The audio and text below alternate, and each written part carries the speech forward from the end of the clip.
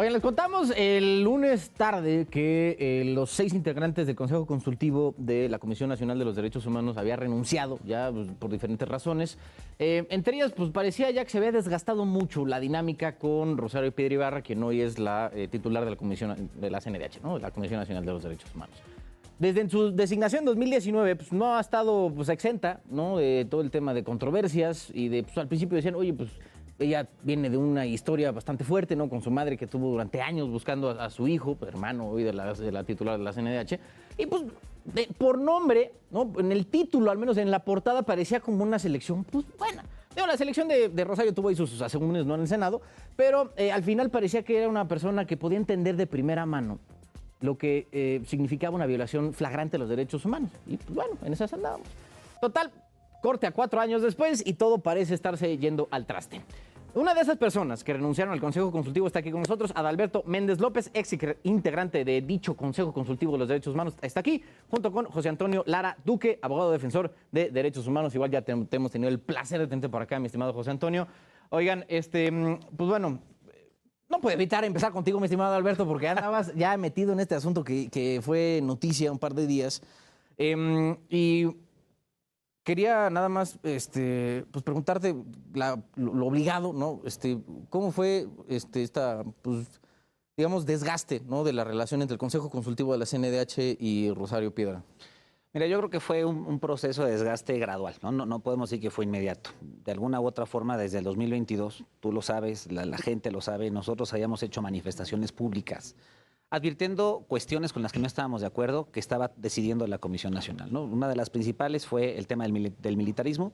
La Comisión Nacional no quiso impugnar la reforma que militariza al país. Teniendo la capacidad para hacerlo. Teniendo la capacidad y teniendo incluso la vocación, ¿no? Digamos, hay un tema histórico ahí que tenía que haber defendido y no lo hace, ¿no? El tema que tuvimos, el encontronazo que tuvimos con la Recomendación General que fue 46/2022, respecto al tema del Instituto Nacional Electoral, que ya decía el documento algo que no decía, ¿no? Y eso de alguna u otra forma no, nos volvió a enfrentar.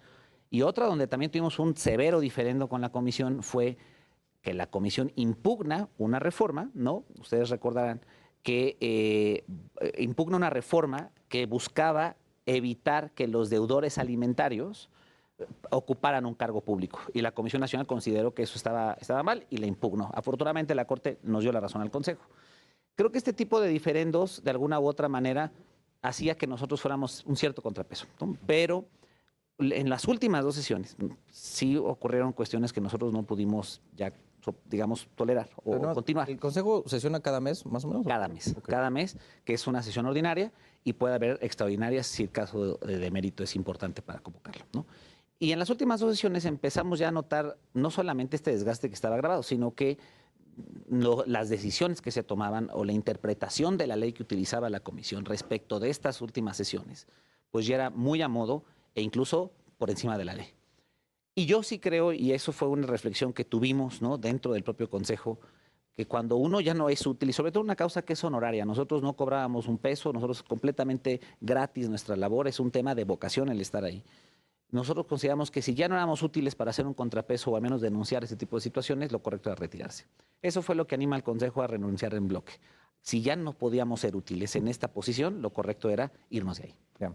José Antonio, tú como experto y, pues digo, abogado como tal en tema del litigio, ¿no? En cuanto a los derechos humanos, ¿cómo has sentido pues, de la presencia de la CNDH en el cambio cuando llegó Rosario Piedra? O sea, porque antes al menos se tenía la sensación, digo, a lo mejor tú me corregirás, pero la sensación de que la CNDH pues incomodaba en ciertos momentos, ¿no? al gobierno. Y ahorita pues parece que se aparece cada venida de obispo. Mira, yo creo que es importante reconocer que desafortunadamente en este país tenemos, yo me atrevería a llamarlo, una cultura política de poca tolerancia al pensamiento diferente, particularmente en las posiciones de poder o de Estado. Okay.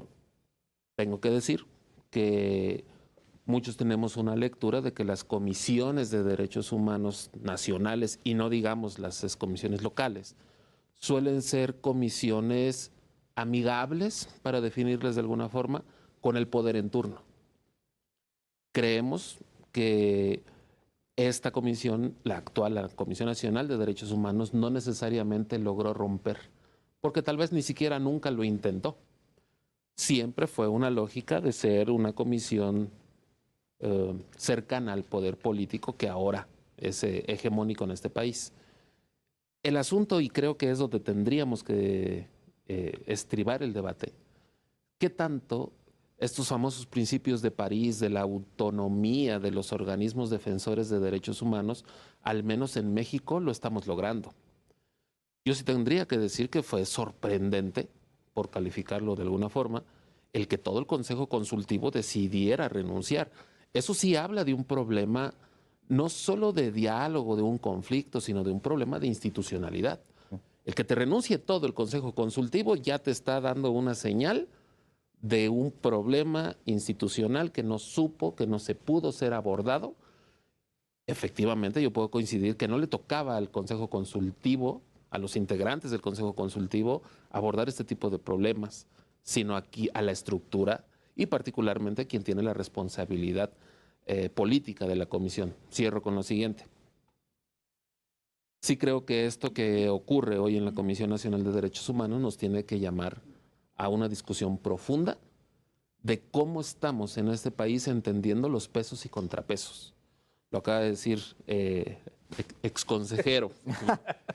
El Consejo justo tiene que ser un contrapeso interno, no solo digamos de unas posturas políticas, sino incluso me atrevería a decir de postura técnica, de análisis.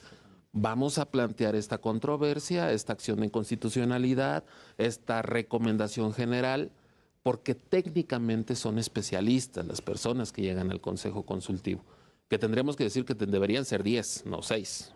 Ahí hay otra cosa que tendríamos que reflexionar. Pero pareciera que la diversidad de pensamiento en este país no la podemos comprender. ¿Eres hegemónico o eres oposición, pero no encuentras puntos de coincidencia? Y eso a la sociedad en general no le ayuda. No nos ayuda que nuestras autoridades en los distintos ámbitos, nuestros organismos públicos autónomos, solo comprendan el ejercicio público político en términos de hegemonía y de sumisión. Entre más logremos una cultura política de reconocimiento de la diversidad de nuestras ideas, podemos encontrar puntos de coincidencia. Eso, desafortunadamente, la renuncia de todo el Consejo nos habla de que no sabemos, particularmente en la CNDH, construir consenso. Y eso, en nuestro organismo público autónomo de defensa y protección de derechos humanos más grande del país, y me corregirá nuestro consejero, según yo, uno de los organismos públicos autónomos más grandes de América. Si no es que el más grande, ¿no? Sí. Eso es preocupante. Sin duda. Sobre eso, del no encontrar como coincidencias, nos hablabas, Alberto, de las últimas 2 sesiones que sí fueron como las que derramaron, las gotas que derramaron el vaso, ¿no? Las que rompieron el cantarito. ¿Nos puede contar más o menos de qué iban esas reuniones? Mira, yo primeramente coincido totalmente con la lectura de José Antonio, ¿eh? O sea, yo creo que es muy correcto lo que acaba de advertir y ese panorama es parte de la discusión, ¿no? Yo particularmente creo lo mismo, que el Consejo Consultivo éramos un órgano consultor, técnico. Y ahorita que mencionaba justamente José Antonio la naturaleza del Consejo, ahí empezó, donde se empezó, digamos, a desgastar el tema. Ella literalmente nos lo dijo. Ustedes solamente, sí, Rosario, ¿no? Ustedes solamente dan consejos y yo no estoy obligada a hacerles caso. Y lo pone por escrito en un comunicado, ¿no? Ya cuando empiezas con este tipo de interpretación, ¿no? Es decir... A ver, o sea, tiene razón, ¿no? O sea, no, es correcto lo que dijo. Y la ley es cierta, eso claro, dice. Y la ley eso dice. Pues uno esperaría, ¿no? Que teniendo así, pues esa responsabilidad en tus manos, ¿no? Y tienes a 6 personas en este caso que, pues, digo, gratis, ¿no? Total. Están regalando su dinero y su experiencia de decirte, oye, pues carnal, a lo mejor pues, por acá, ¿no? O por aquí, esos 6 personas, pues que le saben, ¿no? Este asunto. Pues, no es como que están desafiando tu autoridad, ¿no? Simplemente pues, ofrecen algo y pues, ya lo sabes si lo tomas. Pero hay, como en todo, pues hay formas, ¿no? De decir las cosas. Mira, hay formas y también yo creo que la experiencia de todas y todos era bastante valiosa. La verdad es que el Consejo no éramos ningunos improvisados. Éramos personas que venimos con una trayectoria, ¿no? En distintos ámbitos, en distintas defensas, en distintas ramas, tanto público, privadas, sociales, que podía aportar mucho a la Comisión Nacional, ¿no? Muchos de nosotros, incluyéndome, habíamos sido funcionarios de la Comisión en sexenios anteriores. Yo mismo había sido director de atención a personas con discapacidad. Y creo que de alguna u otra manera, el no escucharnos, de entrada, habla no solamente no querer generar consensos, sino también de una soberbia de pensar que ellos tienen la verdad absoluta, ¿no?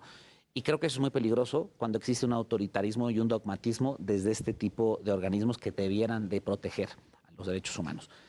Te voy a comentar algo y qué bueno que lo mencionabas, ¿no? La funcionalidad de los principios de París, ¿no? Que de alguna u otra manera ha sido como este instrumento rector para ver si funcionan o no los organismos autónomos en materia de protección a derechos humanos.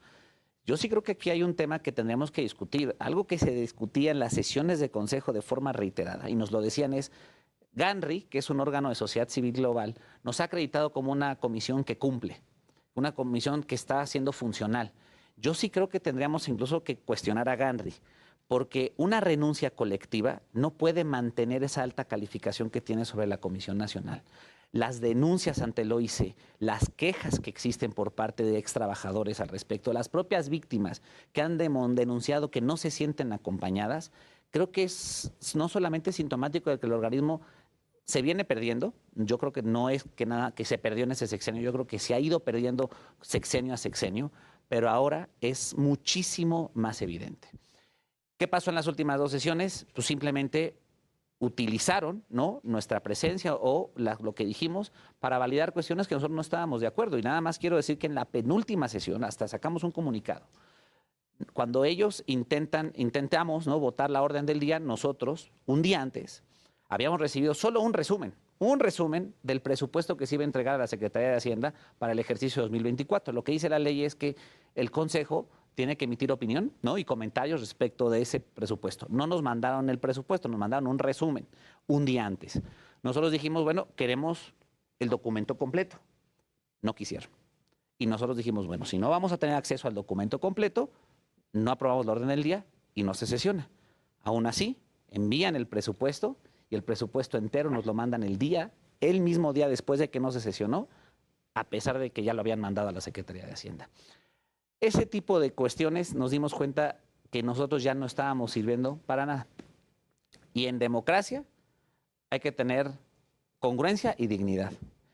Y si nosotros ya no podíamos servir a una causa ciudadana, vuelvo a insistir, lo correcto era retirarse. No podíamos seguir avalando ese tipo de situaciones. Eso, José Antonio, me imagino que se acaba notando, ¿no? En las calles o en los litigios que luego llegan a darse, ¿no?, a lo largo y ancho del país. Sí, claro. Digamos, sin asumirme vocero de los sectores sociales, digamos, podría plantear como, en lo general, desafortunadamente, en México no hay un ambiente de tener una comisión nacional, insisto, ni comisiones locales, De acuerdo. Cercanas a la ciudadanía. No lo hay. No tengo el dato exacto, pero asumo que deben ser miles las quejas. ¿Crees que lo ven más como un coto de poder que como algo que realmente tenga la intención de defender derechos humanos? Voy a decir algo a lo mejor todavía más preocupante. Se ve como una autoridad más en todo el universo de autoridades, claro, pero en donde si tuviste problemas con el Ministerio Público de la Federación para mantener la competencia, vas a las oficinas de la Comisión Nacional y te encuentras con otro Ministerio Público de la Federación, solo que tiene otras siglas en su chaleco. Eso es verdaderamente lamentable.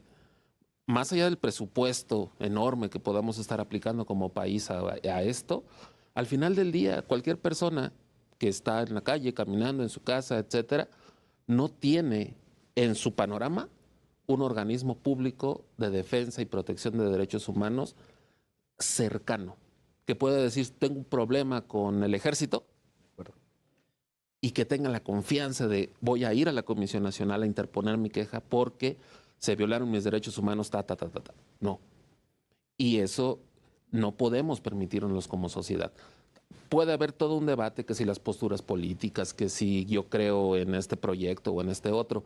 Eso se vale y se debe en una democracia, pero también se vale y se debe que tengamos organismos públicos, y voy a utilizar otra vez este concepto, técnicamente preparados y capacitados para defender derechos humanos independientemente del poder político. Justo esa es la autonomía. Hay una violación a derechos humanos, tu comisión nacional o locales actúa dentro del marco de tus competencias. Pero pareciera que las comisiones, y a eso me refiero cuando hablo de cultura política en este país, las comisiones prefieren optar por la comodidad de llevarla bien, para decirlo coloquialmente, en calma, ¿no? con el poder político. Y yo sí quiero hacer hincapié en creo que sí, es que justo lo que logran la renuncia de los ahora ex consejeros es prestarnos la oportunidad de debatir cómo están funcionando las comisiones, qué está pasando con las comisiones. Incluso yo me atrevería a ir más allá. ¿Qué va a pasar ahora con el Senado en este reto que tiene para elegir o designar consejeros? El eclipse político. Del INAI, güey, pues, estamos metidos en un pedo, ¿no? Justo voy allá. El eclipse político electoral que tenemos al menos de aquí a junio del próximo año, Así es. por decirlo menos, yo creo que va a ser un gran reto pensar en que el Senado le tome tiempo a la designación de los consejeros. No, de acuerdo. No, salvo que me corrija Adalberto, según yo la comisión puede seguir funcionando, digamos, como tendría que funcionar sin consejo. Sí, sí, sí. No es lo ideal. Exactamente, pero no es lo ideal. Tendría que haber un consejo que mes con mes, como lo dice la ley, esté al pendiente de todo lo que le corresponde. Hoy nos aseguramos prácticamente un año sin consejo, en donde otra vez el gran perdedor, digamos, en el ámbito institucional es el pueblo en general. Ahí es donde sería significativo, y con esto cierro, que repensemos qué estamos haciendo con nuestros organismos públicos autónomos y fundamentalmente los que tienen la misión de la defensa y protección de los derechos humanos. Porque mientras el Senado no lo aborde, la comisión va a seguir operando, pero en la vida cotidiana, lo voy a plantear así a riesgo de parecer dramático. En este momento, en algún lugar del país, a alguien está violando los derechos humanos horriblemente. Me atrevo a decirlo. ¿Quién va a hacer algo? Los organismos públicos parece que no van a ser ellos. Alberto, para cerrar con no sé, una opinión, tú que estuviste pues, dentro tanto del Consejo Consultivo como de la misma CNDH, ¿cómo pues ves, al menos en el panorama general de la CNDH en estos últimos años? Mira, yo creo que... Digo, comparado con los anteriores. Mira, a ver, es que ese es el tema, ¿no? Es como decir que estábamos perfectamente con el presidente anterior, ¿no? Y que fue un sexenio de Yo oro. creo que todos podemos estar de acuerdo con que no. Claro, ese es el tema, es el tema. No podemos decir estábamos mejor antes, más bien, sí, estábamos mal y ahora estamos peor. Eso es un poco lo que quiero decir. Yo no soy un defensor de los anteriores ombudsman, también lo quiero decir, ¿no? O sea, sí lo quiero mencionar. Este país es de corta memoria y a veces se nos olvida que el anterior ombudsperson pues, fue el fiscal que dio carpetazo al caso Colosio, ¿no? De entrada. Y actualmente creo que de alguna u otra manera no estamos dándole nuevamente la relevancia a la Comisión Nacional que se tiene que dar. Quiero hacer un comentario. De toda América Latina, el modelo de comisión que tiene México, y eso lo anotó en el Senado Emilio Álvarez y Casa hace poco, y qué bueno que lo dijo, la única comisión de derechos humanos que tiene un consejo consultivo, y este modelo es México, ¿no? Este modelo aparte se replica en las comisiones estatales. O sea, entonces, esto es importante mencionarlo porque de alguna u otra forma ese consejo juega un papel de contrapeso, a lo mejor de darle un cierto bagaje ético, discusión, asesoría técnica, ¿no? Ese soporte técnico. Pero también hay que decirlo, la ley no da los elementos suficientes y si algo también ha generado o generó que nosotros tuviéramos que renunciar es porque siempre decía, pues la ley nada más me obliga a escucharlos y se acabó. Lo dice muy bien José Antonio, al final del día la comisión puede operar, sí, habrá cosas que no puede hacer, por ejemplo, las reformas al reglamento tienen que pasar forzosamente por consejo, pero si no modificas el reglamento tampoco es que pase absolutamente nada. Las recomendaciones generales pasan a opinión del consejo, pero podrían pasar sin la opinión de alguna u otra forma y tampoco sean ilegales a un tema relacionado con la urgencia. El presupuesto opinamos, ni siquiera lo aprobamos, ¿no? O sea, entonces, de alguna u otra manera, sí creo que esto exige repensar dos cuestiones y es una opinión propia. Yo creo que tenemos una comisión anacrónica, para empezar, ¿no? Hay que recordar que la Comisión Nacional se creó para que México pudiera entrar al TLC en los 90. Ese diseño, ¿no?, que se crea de Comisión Nacional fue muy bueno, pero nació con ciertos vicios, ¿no? Una comisión que nace muy tendente al presidencialismo. Se ha ido modificando, completamente de acuerdo, pero creo que es insuficiente. Y también la otra, yo no sé si realmente la elección del ombudsperson recaiga en el Senado, ¿no?, en 128 senadores, es un mecanismo de elección eficiente, porque es muy fácil cooptar políticamente el nombramiento, la verdad es que no es difícil, ¿no? Creo que tendríamos que repensar un mecanismo que garantice la independencia del titular, pero sobre todo digamos que la calidad moral y sobre todo el carácter, ¿no?, y el carácter técnico del titular o la titular de la Comisión Nacional de los Derechos Humanos, ¿no? Porque al final del día las y los consejeros pasamos el mismo proceso de elección que el ombudsperson, ¿no? Y creo que esto es donde yo completamente coincido con el análisis que hemos hecho. Las comisiones tienen que repensarse, tenemos que hablar si tenemos un modelo eficiente. También creo que no es el momento político para hacerlo, es muy complicado, ¿no? Pero es un proyecto de aquí a agosto, ¿no? Si acaso. Yo creo que para la siguiente legislatura y en eso nos estamos viendo buena onda, ¿verdad? Pero sí tendríamos que al menos irlo discutiendo en la academia, en sociedad civil, en órganos técnicos. Realmente la ley no es anacrónica. Yo creo que sí, yo creo que es momento de pensar un nuevo modelo que sí le haga frente a la realidad de México. Y nada más quiero cerrar. Es uno de los organismos públicos no solamente más grande de América Latina, más caros del mundo. Tenemos un presupuesto medianamente similar al Tribunal Europeo de Derechos Humanos. ¿Y cómo está el país? Con eso cierro. Adalberto Méndez López, exintegrante del Consejo Consultivo de la CNDH. Gracias. Y José Antonio Lara Duque, abogado defensor de derechos humanos. Un absoluto placer verte, José Antonio.